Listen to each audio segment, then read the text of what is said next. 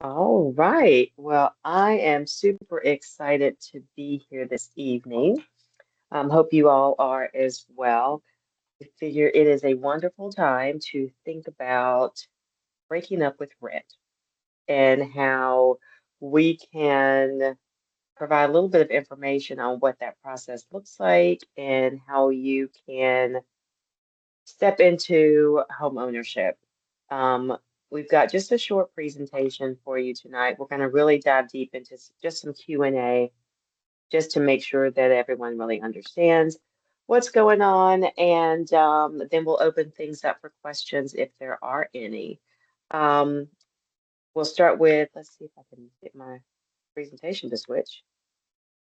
Probably not because I'm not on there. We'll just leave it right there. Let's start with some introductions. My name is Tiffany Sears. I am the CEO and broker in charge of the Sears Group Real Estate Advisors here in Charlotte. Um, we are a boutique independent real estate firm, and we serve both North and South Carolina.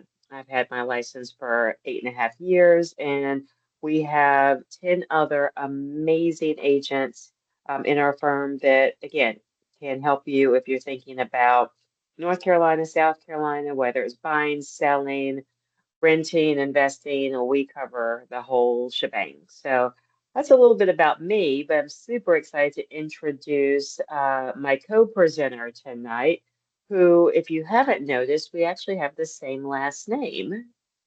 Would you like to introduce yourself? I would, and thank you for that. Good evening, everybody. My name is Mark Sears, and I am a mortgage broker with Edge Home Finance, in addition to holding my real estate license in partnership with the Sears Group. So excited to join you all tonight and to share a little bit and to travel along on this journey with you, Tiffany, as we just kind of talk about some things that we think are relevant to those who are looking to get into home ownership.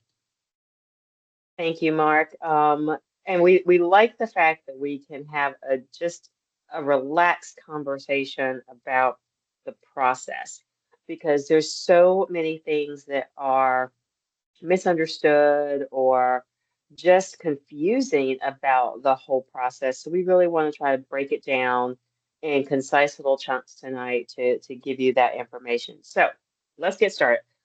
We are going to begin at the beginning, which is essentially the foundation of this whole conversation. And that is really, how do you know when you're ready to buy? And when you figure it out that you want to do this, what's the first thing you need to do? Now, Mark, I'm sure you have a different opinion than I have of this, I but do, we'll let you Eh, go first. or at least I think I do. Okay, okay.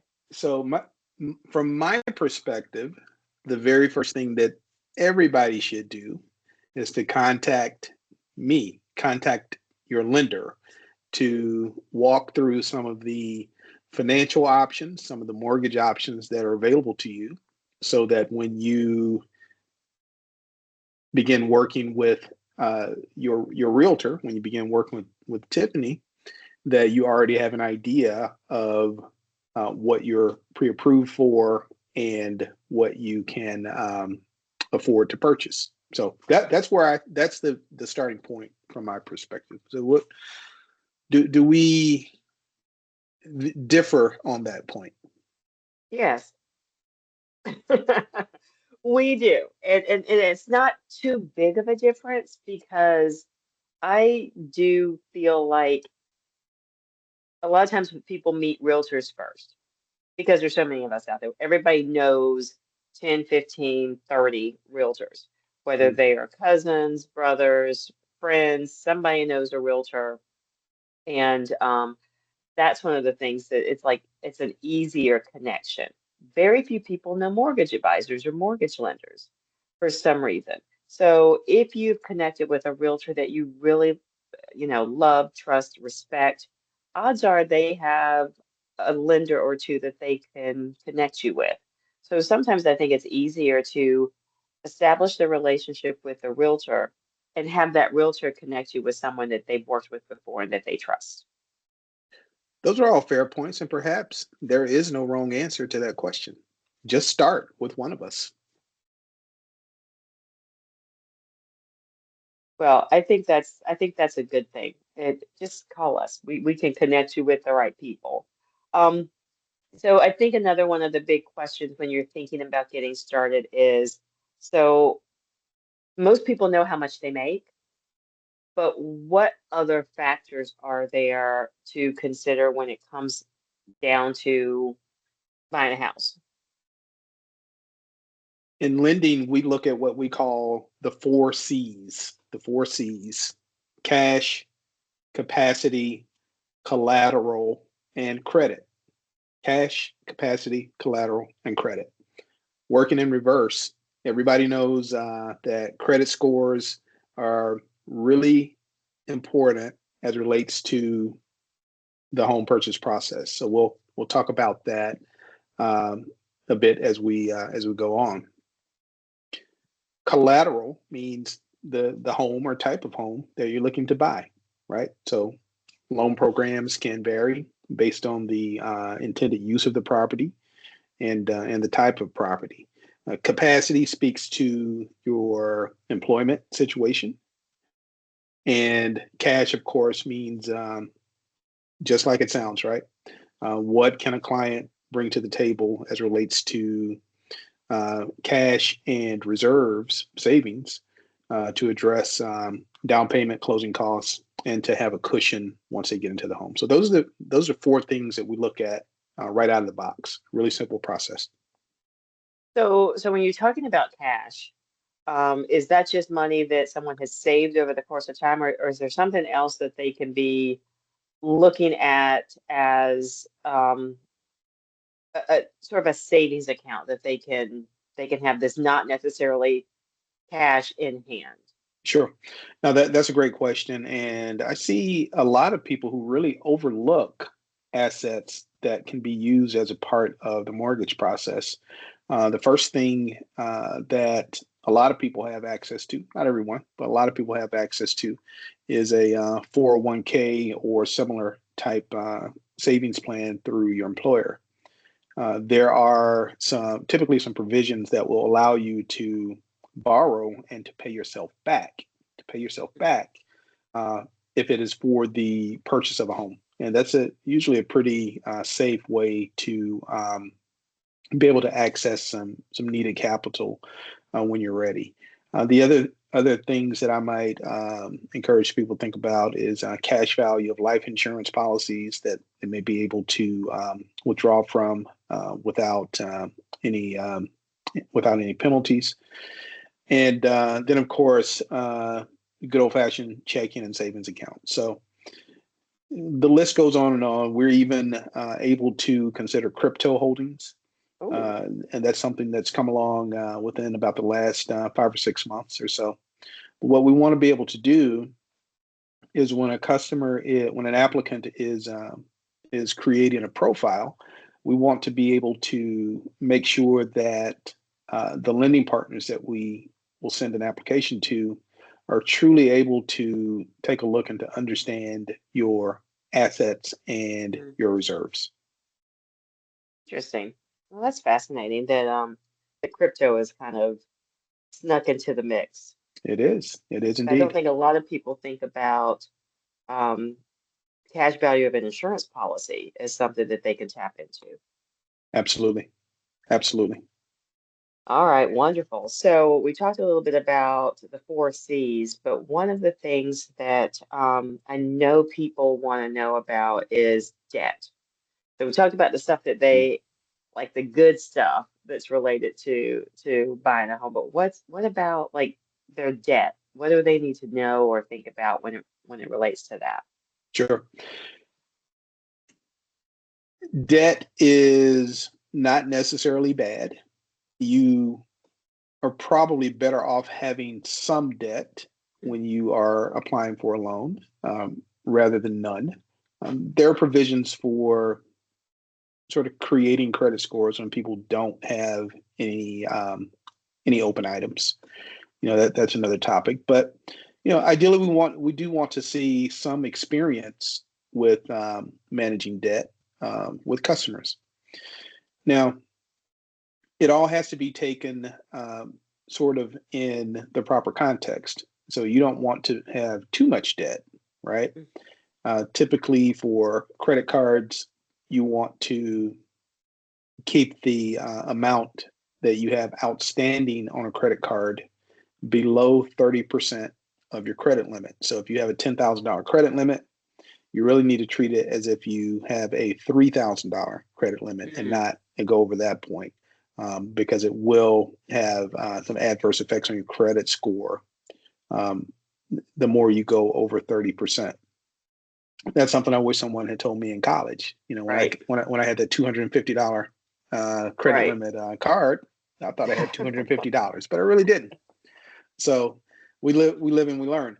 But you know, debt can be a positive if you use it in a sound and strategic manner, and that's what we want to be able to counsel our customers to do. Okay, so we know about all the good stuff with sort of the cash flow, the income that we need to have, and we've kind of talked a little bit about maintaining debt at a certain percentage. So we're doing the application. We're going to do the mortgage application. What do Mhm. we need? What do we need to provide? What documentation? Okay. First thing out of the box is going to be a valid form of government ID, whether it be a current driver's license. I actually had someone give me a driver's license that was expired by about 4 years Ooh, recently. Can't take that. Can't take that. Current driver's license or passport. And we do that to protect you as the applicant, because that's our way of confirming your identity to make sure that no one is initiating a identity theft action against you. So we're going to ask for that photo ID. The next thing is your two most recent pay stubs. Okay. okay. Two most recent bank statements, all pages, all pages, all pages. If it says one page 1 through 10, we need all 10 pages in the bank statement. You cannot take out page 7 and send us the other 9. Hmm. So we need What all. about screenshots? Ideally, not. Uh, Nowadays, you can pretty easily go to your bank account, access your bank account online, and download the statements from there. And those are perfect because they come in PDF format and they upload easy and allow us to pass them along to our lending partners. Uh, from time to time, we can take a screenshot, but it's pretty hard to screenshot an entire bank statement, right? When there are multiple pages involved. So we really do prefer those downloaded PDFs. If it's a photo, it needs to be a really good photo. Gotcha. Perhaps you can get away with it on a W-2 or maybe even a pay stub where those are one page. But anything that's multiple pages, I most certainly would recommend the actual downloads from the financial institution. Okay. So we've got valid driver's license, last 2 pay stubs, um, making sure we have full pages of all documents. Do they need anything else? Tax returns. Tax returns will depend on the type of employment that you have. If you have any self-employment income, any what we call 1099 income, right? Then we need full tax returns. Again, all pages of the tax return. And the sections of the tax returns really need to align and speak to one another. They need to be in rhythm, right? If you're claiming $100,000 in self-employment income, then that needs to flow over and be reflected on your tax returns, right? So our lending partners will go through an audit process for that and make sure that everything is aligned. They will even pull or ask you to provide copies of tax transcripts so that they can make sure that what you're presenting them is aligned with what's actually been passed along to the federal or state authorities. So that's one thing. And then there's a really, really simple thing that we need to have, and that is 2 years of residency and employment information.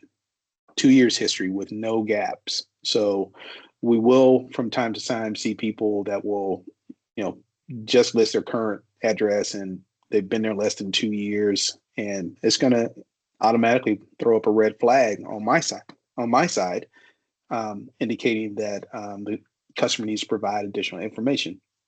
Same thing with the job. If you've been if you've had multiple jobs over a 2 year span, we need to be able to explain and identify and explain any type of gaps that exist when you're moving from job to job. So I don't think it's unreasonable to, if you're switching jobs, to take a couple of weeks off or whatever the case may be before you start another. But we do need to be able to document those 2 full years. Gotcha. So, is there any other like cost that a buyer should consider that they might need funding for up front? And I know that we're going to talk a little bit more about once you go under contract, what those items might be. But is there anything that they need to prepare for? Yeah, I've yet to see anyone truly have a no money down, no money out of pocket home purchasing experience. I'm Okay. not saying that it doesn't exist, but I simply have not worked on any of those type of um, of applications. So you're going to have some costs that will come into play before you get to the closing table. First thing is a credit report, right? So you're going to credit reports cost just over $100 or so. And so we're going to ask that the customer pay that. So there's $100 there. And then you get into things such as the appraisal for a home, right? So that can be anywhere from $500 to $800, $500 to $900, depending on the type of property and the location. Customer may want to pay for a home inspection, pest inspection, environmental stuff like radon or structural, just depending on the particular house. So those are things that have to be paid to those vendors in most cases prior to closing. There are some inspectors who may accept payment at closing. And I know that you are connected to some of those, and that's kind of a choice for the buyer to make. But they will, in fact, have those and probably a few other that I haven't thought of cost upfront. Okay. But those would be after you go under contract. So there's a couple of After other. contract. So we'll talk about that in a minute. Hmm. Yeah, you've got a couple So special ones that you have a couple special oh fees yeah, that yeah that are we always that have them. fall in between my credit report and the appraisal. You've got some things Some that apply things, as just well. a few. So I know that when we go in and we start looking at houses, um, there's a couple of things that from a realtor standpoint that we have to think about, and that's like what's the loan type? Because not all homes will qualify for all loan products. So what are That's the correct. loan types that are available, and how does a customer know which one is for them? Sure. Okay. That is a great question because there are a variety of loan products that are available, and one of the things that drew me to Edge Home Finance is that we operate in most loan spaces. So everyone knows about the government-based loans. That's going to be your FHA, your VA, and your USDA loans. FHA is typically the starting point for most first-time homebuyers. The thing that is unique about FHA is that credit scores can go down to about 580. The minimum down payment for someone using an FHA loan is 3.5%. And an FHA loan will have what we call mortgage insurance on it for the life of the loan, for the life of the loan. It's a great starting point for most buyers, and we also are able to match down payment assistance programs with FHA loans as well. So we can talk about DPAs a little bit later, perhaps. Veterans Administration VA loans for anyone who has served the country. Veterans are able to get 100% financing covering their down payment. They are still responsible for closing costs, though. Okay. And then USDA is for properties that are in certain rural areas. And there are many in and around the Charlotte metro area, mostly outside of Mecklenburg County. But I think you'll be surprised when you find them. And they do have some, rather stringent income requirements, ceilings as far as how much you can earn. But one of the things that we do when we get an application, and particularly when you and the customer pinpoint a home, is we will search and say, okay, what program is going to work for this customer in this house? What's going to work? So we don't paint everything with a broad brush, but we will be very specific in going from there. So those are the three basic programs, and then on top of that, you have a conventional loan program. You have jumbo mortgages for anything that's above around 900,000 or something like that. We have bank statement loans for people who are self-employed, 1099 workers. So if you're an Uber driver, DoorDash, and whatever the case may be, we can create a loan program for you. Some different parameters, and of course, we have investment loans as well. So.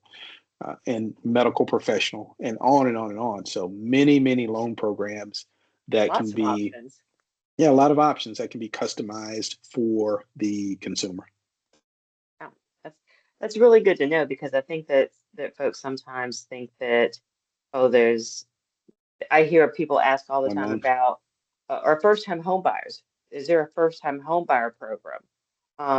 A lot of what you're saying is, because of the down payment being so low with FHA, a lot of first-time home buyers use that program. And then if there's any down payment assistance programs or grants or things like that, they can stack those on top and get more bang for their buck.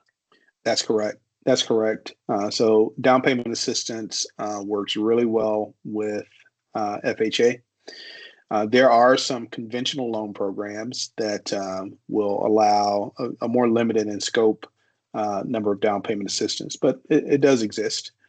And so when that works for a customer, we will communicate that to them and lay out side by side what the options are and let them make an informed decision based on that.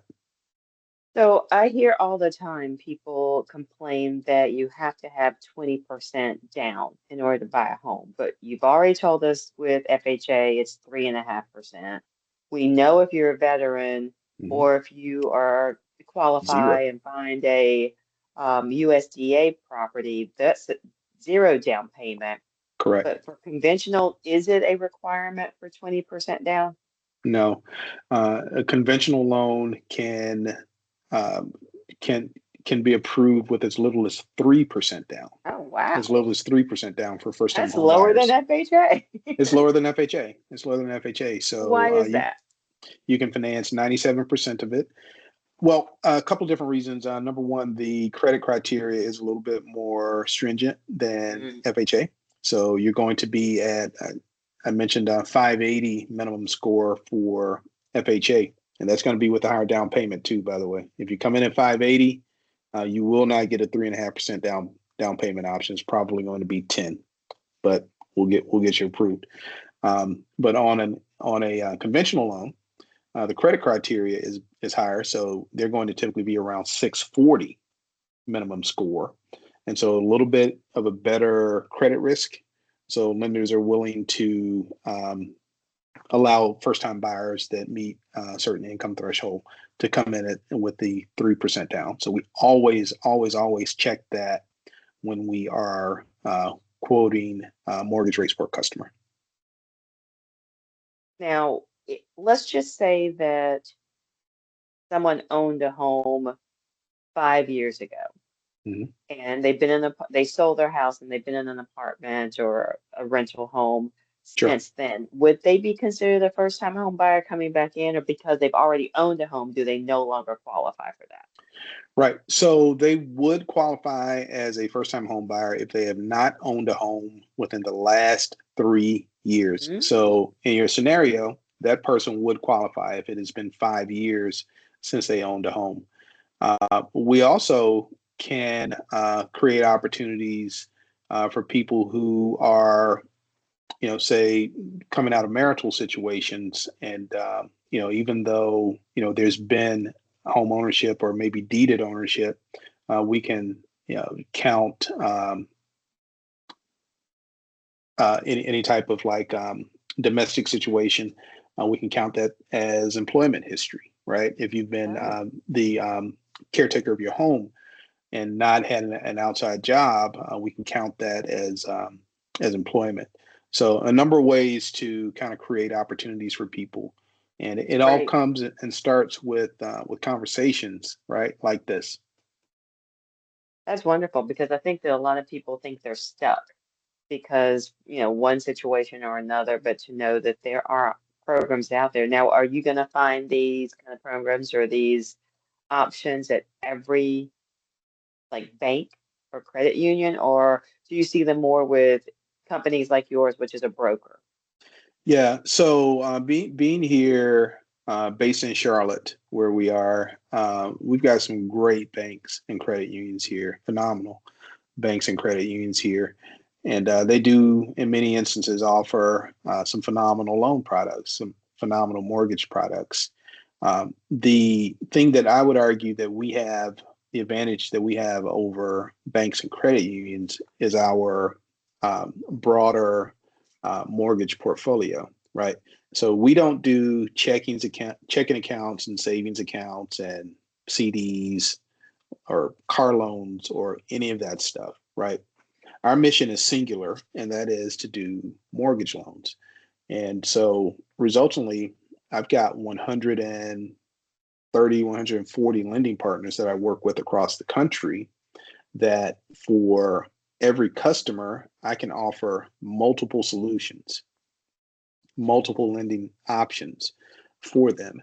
Um, and we think that it gives a better, more customized user experience than what someone might get going to a credit union.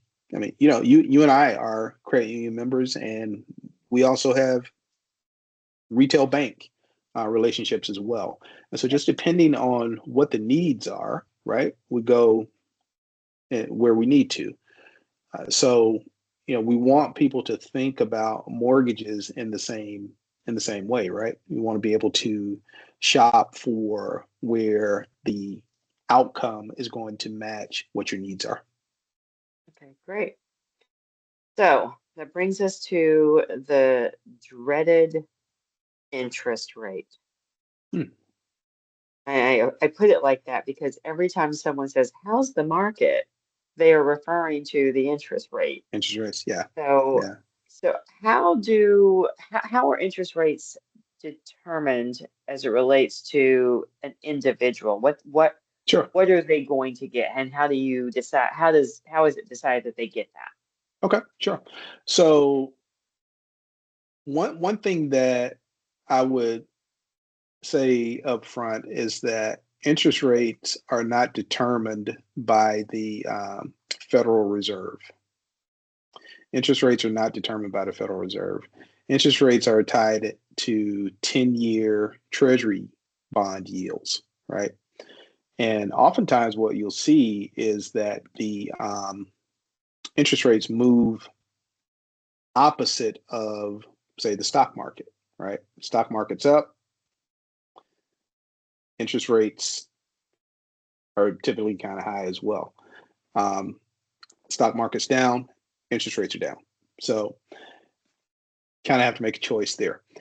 Um, As it relates to individual interest rates, what we do is we base that on um, those four factors that we talked about up front, right? The four C's.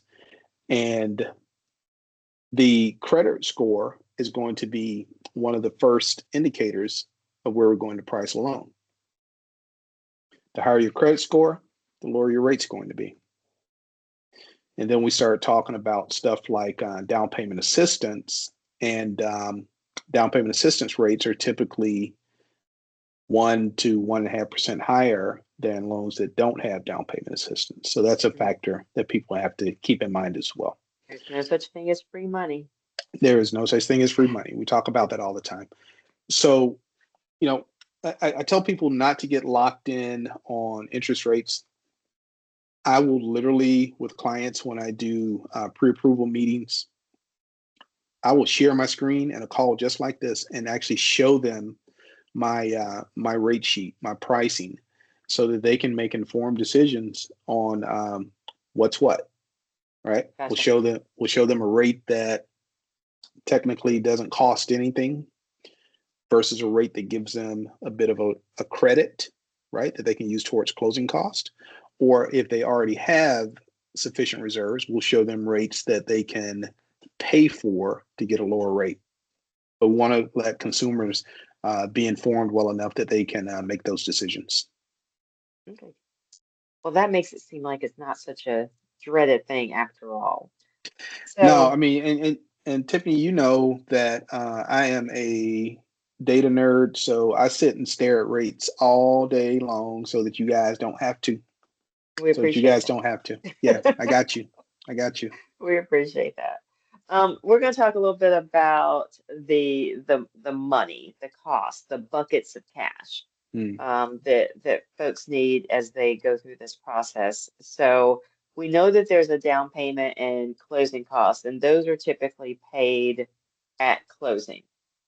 But the upfront costs, and I know you mentioned a couple of things earlier when you talk about the appraisal and inspections, Yeah, those I would think I fall got it. into I think I got ahead there. I think I got ahead there. that's okay. Talking about all the costs, Um, but that's okay. But I think that that falls into that upfront bucket of money that someone's going to need. So when we think about, we found this perfect house. We've got our pre-approval. Let me back up. We've gotten our pre-approval, and now we found the perfect house because you want to do that first. You want to get the pre-approval before we start shopping. And so now we found the perfect house and we're going under contract, but we have to think about a few things before we actually submit that offer. And one of those things is earnest money. And most states have this. And I don't think that, it's foreign to a lot of people when they move from state to state. Some states call it a binding fee, but basically it's like your deposit. And that is a negotiated amount.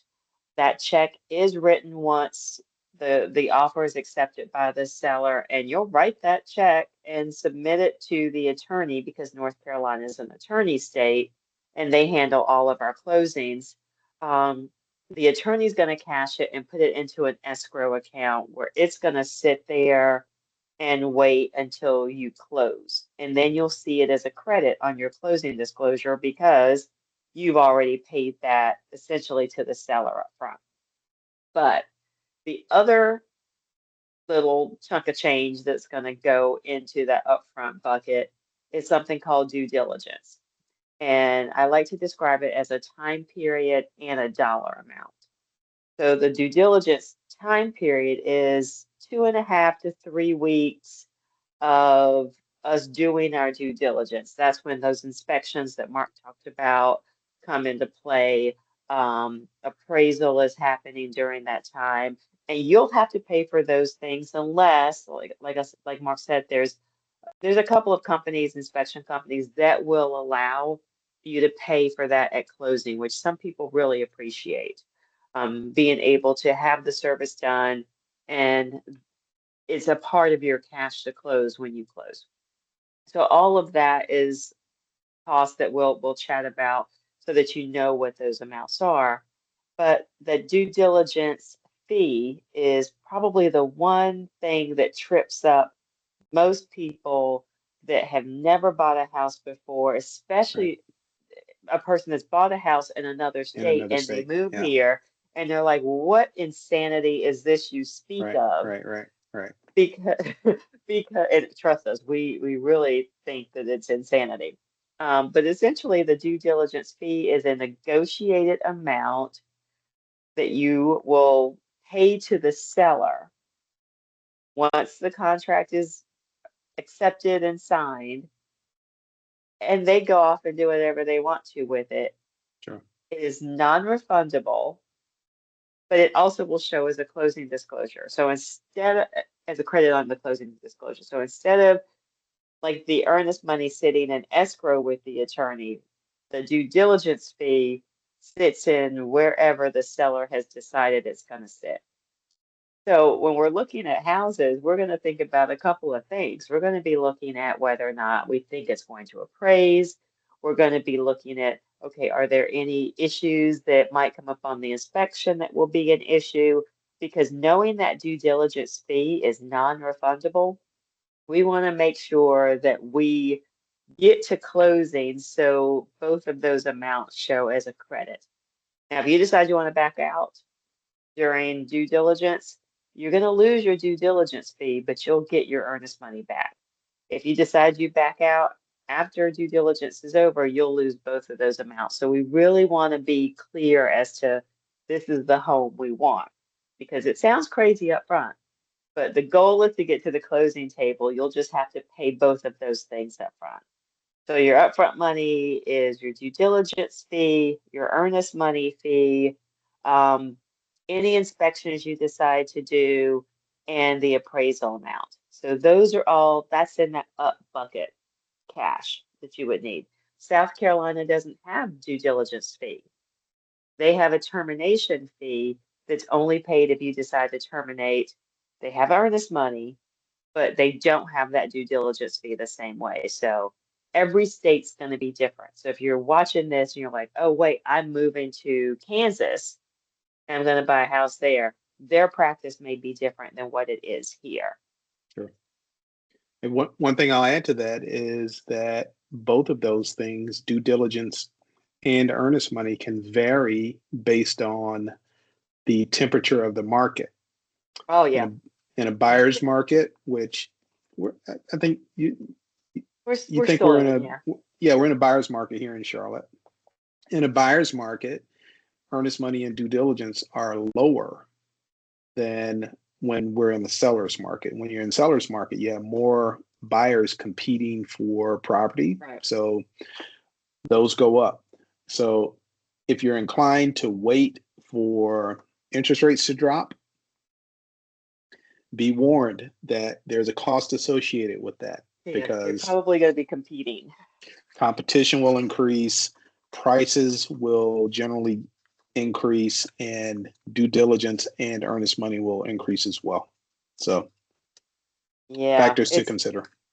it is, it is. And but that's why we have those conversations so we can Right. talk about, okay, what is an appropriate amount that you are comfortable offering because you have to write those checks up front.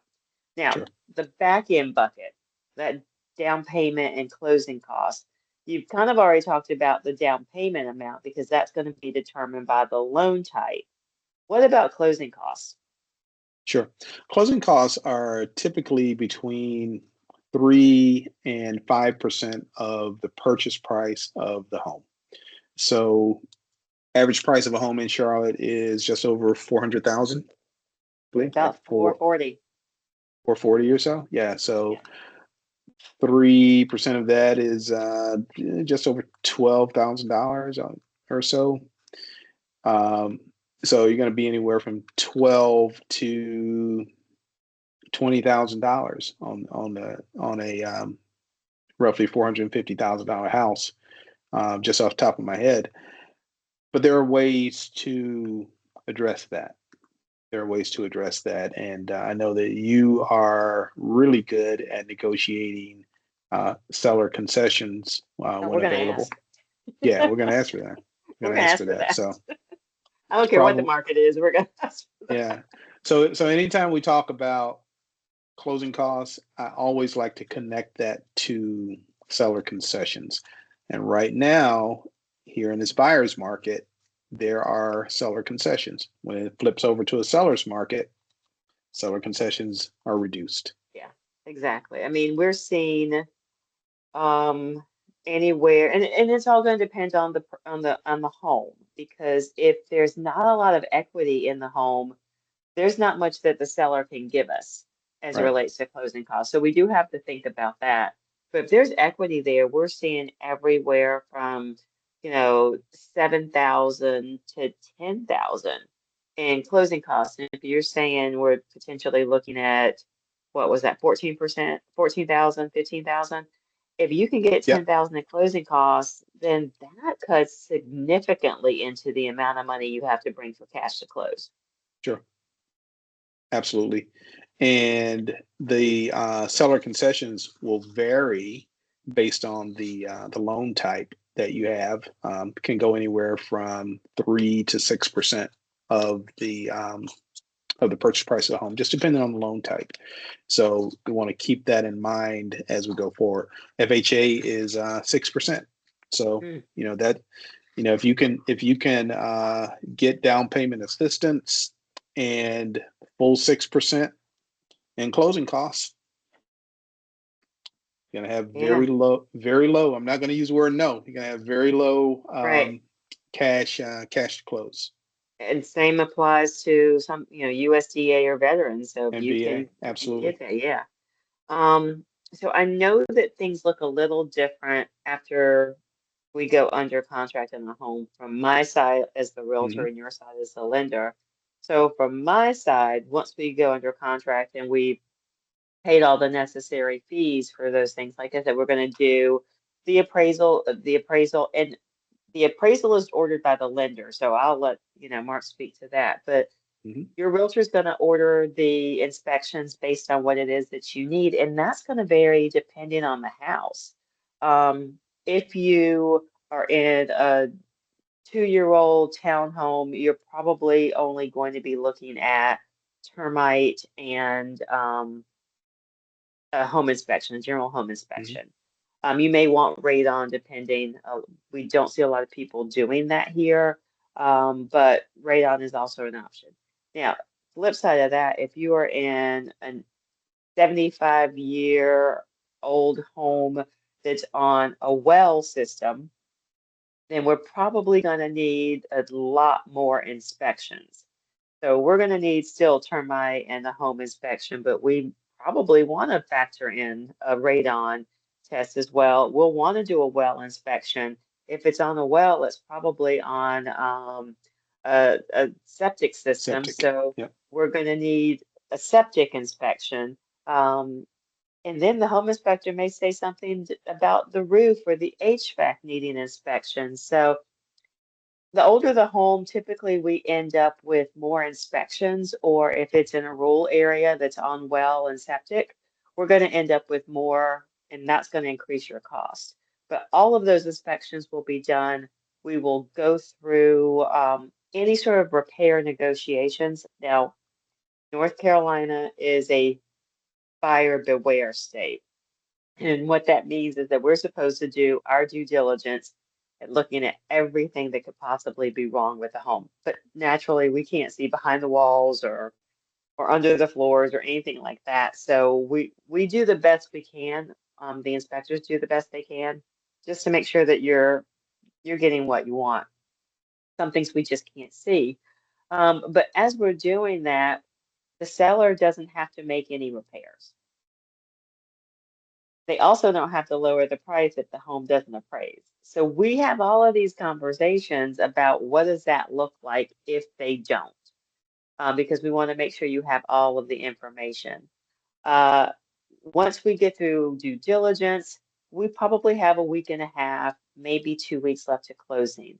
And during that time, you should be preparing yourself for closing. So we're talking packing, setting up your utilities, making sure that you've got the money where it's supposed to be for your closing costs and your down payment.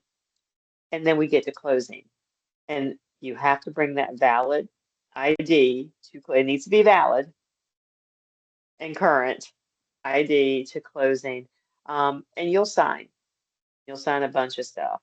Then we wait Mhm. for it to record. And once it records, then you are the official homeowner of the home.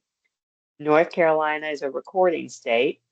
So we have to wait until it records until we can actually give you the keys to the house. So you can't pull up your U-Haul that morning and start unpacking. You have to Mm. wait until it records before you can go in. So that's sort of what it's like on the realtor side from contract to close. And once we found the house, depending on your loan type and if you're doing any down payment assistance, we're probably 30 to 45 days, maybe 50 from contract to close. So that timing sort of will weigh in as to Mm. what you need to do. Sure. So what's it like on your side? That's a lot. That's a lot. That's a lot. On my side, the the fun begins once you're under contract, right? When I get that email from you, Tiffany, saying that the customer is under contract, then we, really come to life on our side. First thing that we're going to do is look for a couple of important things on your purchase agreement, right? And so we're going to look first for your due diligence period because we want to make sure that we get an appraisal ordered so that it gets back to the customer in time while you're still in the due diligence period, so that if the appraisal uncovers anything, that you can make decisions as to whether you want to ask the seller to address that, or if perhaps maybe you even want to go and continue looking for another home. The other thing that we're going to do is look at the closing date that is on the purchase agreement. And we're going to set everything in motion to make sure that we are what we call cleared to close in time to satisfy that contracted purchase date, closing date. Above and beyond that, we really begin in earnest. And I want to add this. We also are going to look to check things like what the HOA is, if that's there, because when you initially come to me to get pre-approved, most time there's not an address associated with the property. So we're going to do an estimate of insurance, homeowners insurance, property taxes, and HOA. So now that we actually have this purchase agreement from you, we're going to go and verify that property tax for the address and the HOA, and then we're going to work with you, the customer, to actually get some homeowners insurance and get a quote. So those are things that can really, really impact your ultimate lending decision, because if we've approved you for, let's say, a total payment of $2,000, and in that $2,000, $100 of our estimate was HOA, $200 of it was insurance, and let's say 250 or 300 was property tax. If any of those things go up, that's going to jeopardize the pre-approval that you have. So we want to be in communication beforehand to make sure that we don't, get too far out. Or, if we did, so if you go and if we've estimated $100 for the HOA and HOA ends up being 400, then there needs to be some offsets in some other areas, right? As simple as that. So we're going to verify that. We're going to hand the loan off to our lending partners where they begin doing their underwriting process. We'll get an initial conditional approval back from them, typically within 1 to 2 business days. They may give us a list of things that we need to ask the customers for. It can be a variety of things, right? And we always tell people that if the lender is asking for it, um, provide it. Tell 'em. Provide it. If you're wanting their money, you need to abide by the guidelines and criteria that they put into place. A lot of it can seem redundant. A lot of it can seem overreaching or far-reaching, but believe me when I say I told you all earlier I'm a data nerd, but I am not a paper nerd. I do not like requesting paperwork from anybody.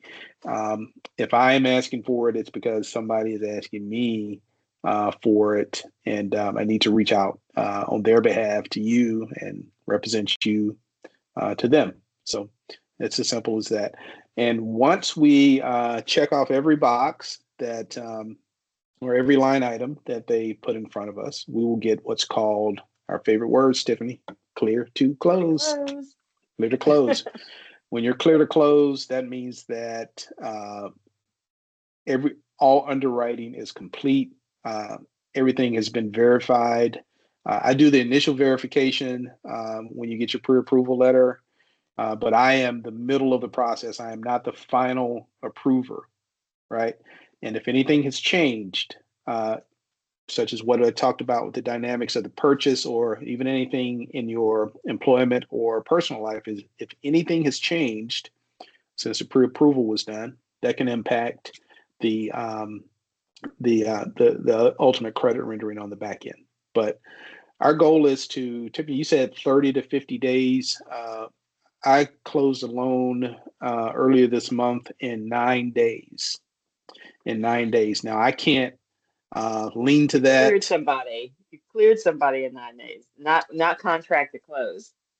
They were clear to close in 9 days. Okay. They were clear to They close. didn't close on the house. I just want to make sure that they understand Yeah, the right. Shortly thereafter. I mean, it was yeah. maybe a week later. So we're Yeah, talking that's 15, great. 15 days. So, that certainly was, everything lined up very well for that. But we do strive to get clear to close within 2 weeks of submission. And that gives you the purchaser, and you, Tiffany, the realtor, a lot of flexibility with your customers if they know that you've got a trusted lender that can get deals across the table. Well, we're coming to the end of our time frame, but there is a question. So they are just out of college and starting their first job Okay. and want to buy a house instead of renting, but haven't started the job yet. Can they buy a house with their just knowing that they're going to have Yep. this job coming up with their income? Absolutely. So we're sitting here March 26th, and college graduates will be moving that tassel from one side to the other in less than 60 days. Many of them already have job offers that will be beginning over the summer or shortly thereafter. If you have that employment offer, we can begin making things happen. And I think that's a phenomenal way for someone when you're starting a career to also start building equity that will grow with you as you grow in your career. So it's really good. It's really good time if you're currently a college student about to graduate. It's a phenomenal time to reach out and begin having those conversations. If you're moving here to Charlotte, like 157 people are every day, if you're moving here as following graduation to start a new job, let's talk about purchasing a home rather than moving into a rental. Let's get started building that generational wealth. Well, I'm going to share our contact information.